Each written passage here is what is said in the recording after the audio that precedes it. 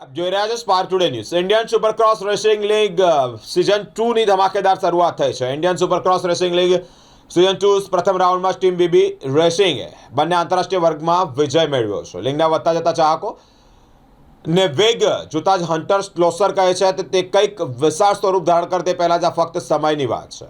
ભૂતપૂર્વ world champion જોર્ડી ટેક્શિયરનું કહેવું છે કે ભારતીય રાઇડર્સ માટે ISRL જે કહી રહ્યું છે તે અસાધારણ છે. તે શીખવાની પ્રક્રિયાને ઝડપી બનાવી રહ્યું છે. 28મી ઓક્ટોબર 2025ના રોજ પુણેના બાલેવાડીમાં શ્રી શિવ છત્રપતિ સ્પોર્ટ્સ કોમ્પ્લેક્સ ખાતે પહેલા રાઉન્ડની પૂર્ણાહુતિ સાથે જ Indian Supercross Racing League season 2ની ધમાકેદાર શરૂઆત. અને આ શરૂઆત 450ccના ઇન્ટરનેશનલ ક્લાસીસમાં બિગ રોક્સ મોટરસ્પોર્ટ્સના મેટ મોસે જે ઓસ્ટ્રેલિયા છે કવાસાકી પર પડકારજનક ટ્રેક લેઆઉટને પાર કરીને જીત મેળવી છે.